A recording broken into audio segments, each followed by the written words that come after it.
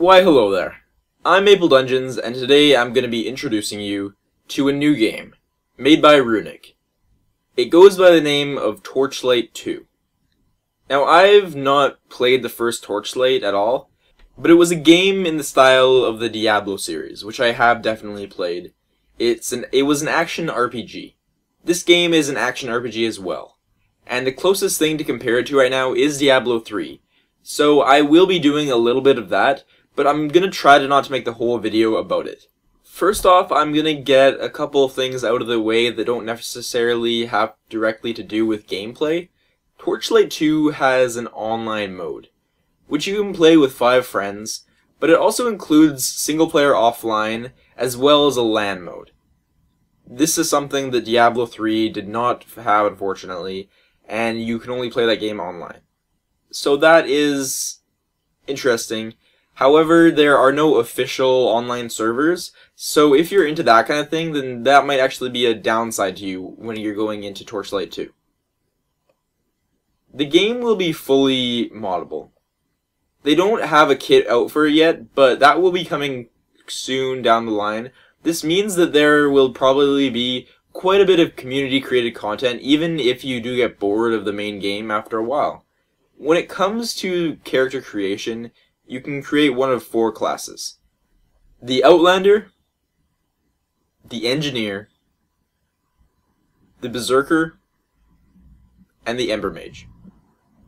Any character you create can be played in all modes: offline, online, and through LAN. Personally, I chose to play Berserker, and after the little introductory cutscene, I hopped right into the game. First thing I noticed is that the game looks pretty decent. The second thing I noticed was there was a quest available right up at the start.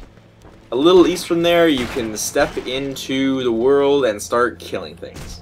Now, the game's combat is one area where I can definitely say I think Diablo 3 has it beat. At least in the early game. That may change when you have a whole set of abilities, but that's my experience comparing Act 1 of Torchlight to what Act 1 of Diablo felt like. Diablo's combat was just smooth as a whole, and overall it just felt a little bit more refined than this. With that said, Torchlight 2's combat is not bad by any means. It's still visceral, and it's definitely fast-paced. You still really feel like a badass, just stomping through legions of foes. Now, the customization in this game is very classic. You put points into developing your character through stats and skill trees. Whether this is good or bad, I think really comes down to personal preference. The new way Diablo 3 did it was a lot more action-y, and this way is a lot more like an RPG. So it really comes down to what you prefer in this case. Personally, I enjoy both systems, and I do not mind so much. Outside of that, the way you can customize your character with armors and weapons is great as well. On my Berserker, I quickly found a gun and a decent fist weapon, so I wielded them both for far and close range viability. The items themselves are pretty awesome too.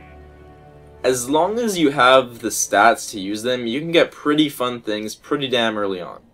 Pretty quickly after starting the game, my inventory was filling with nice stuff.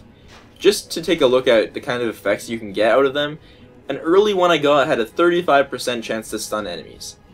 That's noticeable. That's powerful. Compared to the 2% chances we got often in Diablo 3, it's pretty amazing.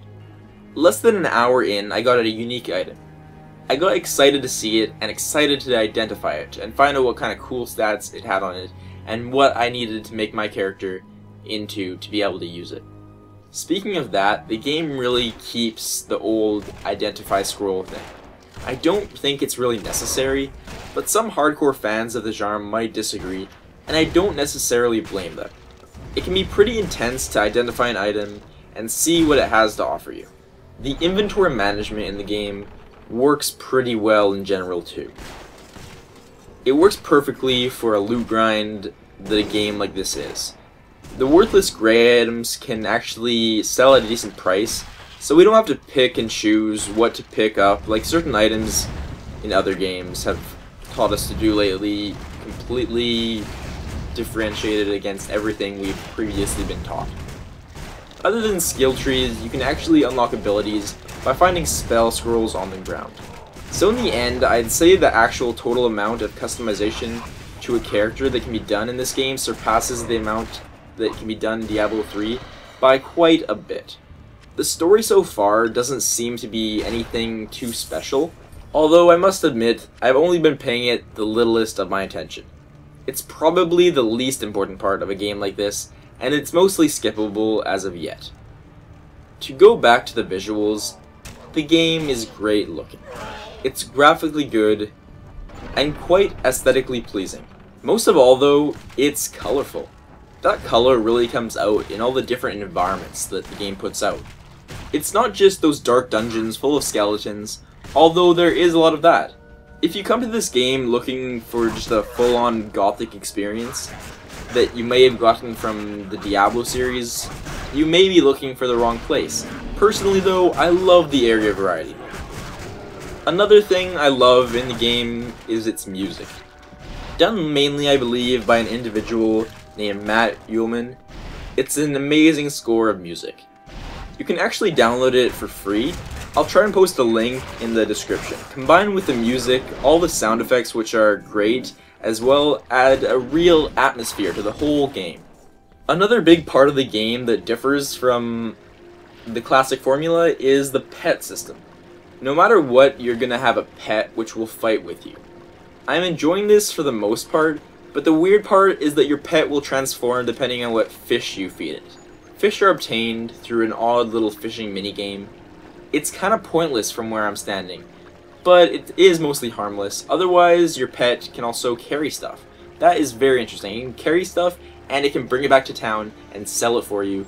You can also give it a shopping list to actually buy potions, scrolls, and identify scrolls and town portal scrolls for you. This is actually just awesome, and you don't have to interrupt your playing experience just to go back to town and sell all this stuff. Other than the main quest that Torchlight 2 gives us, there's plenty of side quests, areas, and dungeons which offer some of the most fun, so the game is anything but a completely linear experience. One last aspect that really needs to be compared to Diablo 3 is the difficulty settings. You can pick up one of 5 difficulty settings right from the start of the game. Diablo 3, of course, only had an extremely easy setting to start with. Personally, I'm actually playing on normal, and we'll do another playthrough on a harder difficulty, but I know a lot of people that just want to start with a challenge and not just start easy and get there. And the last thing in general worth mentioning is just how fast the game feels. I really mean this in 2 different ways. First off, you kind of just move fast. By default, you feel like you're moving through the world pretty fast, and it has a nice effect. You feel like you have complete control over your movement, although that might be partly due to the other way that the game is fast, and the more important way that it feels fast, at least while playing single player, is that the reaction time to what you do is instant. There's no server, there's no lag, as long as your computer is okay. I'll probably play multiplayer and have some issues at some point, but for now I'm loving the no ping situation. I suppose I should try to find something really negative to say about the game, but all I have is a few little things. The combat, I mentioned, is not quite up to par with Diablo 3, but it's by no means a negative. It is excellent combat still for the genre. One of a few minor complaints I think I'd have is just the way that enemies don't really die as well as I saw in Diablo 3. In that game, enemies just exploded all over the place. It felt really good. In this game, you still see a bunch of big numbers, but it doesn't really have that explodey factor. Another thing is that, again, that fishing minigame wasn't really necessary, and I don't think it really adds anything particularly. I think it would have been better if they'd found some other way to do it. The voice acting is mainly okay, but I noticed a few little parts that I was kind of iffy about. The final little thing is something that might just be my stupidity, but I haven't found any way to make the game automatically compare 2 items, just to see which is better for me. Which is something I sort of miss. However, that may be due in part to just the raw amount of different stats there are, and it might make items not too comparable. I don't want to end on a bad note, so how about a few little good things I noticed that are just adding to the experience. First off, I loved how you can zoom in on your character any amount. I noticed in Diablo 3 you could just zoom in really close, which is useless, but in this game you can zoom in any distance you want. Another thing is just my class. My Barbarian's charge bar, when he gets into that rage mode, you just feel powerful as hell. And I hope the other classes are just as fun. The map overlay is a very nice thing. They didn't really add that in Diablo 3, even though they had that previously in Diablo 2 and it worked really well. In this game you can actually set the map overlay and keep on pressing that button to go in different corners of your screen, and it is really nice. Another thing is that it's quite easy to pick up items. It's really intuitive and you can just run over gold to pick it up. There's also different res options based on gold, and you can actually res at the start of where you are for a little gold, back at town for no gold, or you can res exactly where you're standing for a bunch of gold. It's pretty awesome, so if you're just stacking gold and you don't have anything to spend it on, you can just get some insta-reses and keep on fighting. In addition to that, so far what I've seen, you can actually res on bosses. In Diablo 3, the bosses were completely instanced, you couldn't res, you needed to reset the fight if you wanted to do it. In this game, you can just keep on spamming that boss. That might not be something that everyone likes, but personally, as a casual, terrible player, I love it. A final little thing I noticed is that you can actually store two different weapon sets that you can switch between. So you can swap out if you are dying to some melee character and you want to switch out to your range set, then that is perfectly acceptable. And as far as I can tell, you can be ranged or melee with any class. Overall, Torchlight 2 is an excellent game. If you've enjoyed the previous game, or any of the Diablo series, or any similar action RPG like that, I'd say you'll love this game. Even if you haven't, this game follows its roots in being some pure, mostly brainless fun. I can't recommend it enough, and I'll be playing it a ton more.